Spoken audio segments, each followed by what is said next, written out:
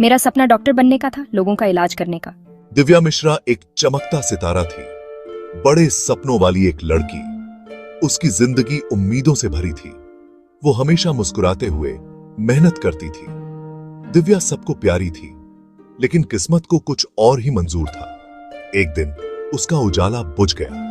वो दिन भी बाकी दिनों जैसा ही था, जब तक सब कुछ बदल नहीं गया। दिव्या की जिंदगी एक हादसे में खत्म हो गई। कत्ल, ये खबर आग की तरह फैल गई। जो भी उसे जानता था उस पर यकीन नहीं हो रहा था। ऐसा किसी के साथ कैसे हो सकता है जो जिंदगी से इतना भरा हुआ था? दर्द असहनीय था, सवाल अनगिनत। रात अंधेरी और तूफानी थी। खिड़कियों पर बारिश की बूंदें पड़ रही थीं, जो मिश्रा परिवार के अंदर मची उथल पुथल को दर्शा रही थीं।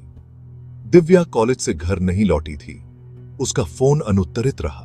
घंटों बीतते गए और चिंता घबराहट में बदल गई। तभी दरवाजे पर दस्तक हुई। पुलिस वाले वहां खड़े थे। उनके चेहरे पर गंभीरता थी। उन्हें एक लाश मिली थी। दिव्या के हुलिये की एक युवती। डर भयानक हकीकत में बदल गया। उनकी दिव्या चली गई थी। मिश्रा परिवार के पैरों तले जमीन खिसक गई। उनकी बेटी, उनका गर्व और खुशी अब नहीं रही। उनका घर, जो कभी दिव्या की हंसी से गूंजता था, अब सन्नाटे में डूबा हुआ था। मौत का सन्नाटा। पुलिस ने जांच शुरू कर दी। दिव्या की जिंदगी के हर पहलू की छानबीन की गई। दोस्तों, परिवार, जान पहचान वालों, किसी को नहीं बख्शा गया। जो दरिंदा ये सब किया था, उसे ढूंढने का दबाव बढ़ता गया। मैं बहुत दुखी था। मेरा दिल टूट गया था, पर कुछ ठीक नहीं लग रहा था। उसके बहाने कमजोर थे।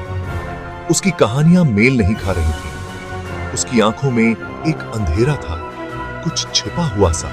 हमें और गहराई से जांच करनी होगी, सच्चाई का पता लगाना होगा। पुलिस ने गहराई से जांच की, सच्चाई का पता लगाने के लिए दृढ़ संकल्पित। भाग 4, सच्चाई का खुलासा।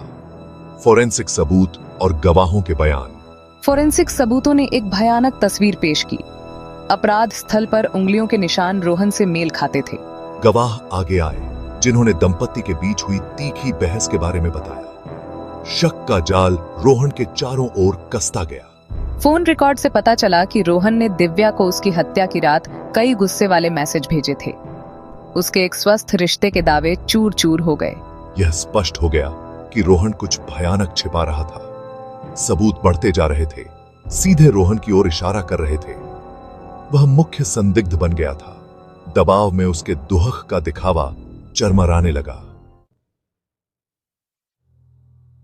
भाग 5, झूठ का बोझ, विसंगतियां और स्वीकारोक्ति।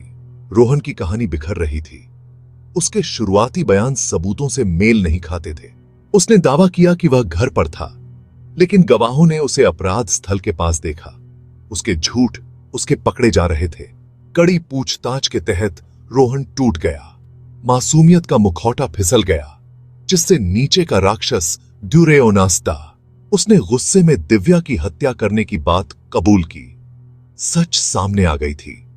रोहन की ईर्ष्या और पॉसेसिवनेस घातक हो गई थी। उसने उस औरत की जान ले ली जो उससे प्यार करती थी। इस प्रक्रिया में अनगिनत सपनों को चकनाचूर कर दिया। भाग 6, एक जीवन खोया, एक सबक सीखा, सही रास्ता चुनना।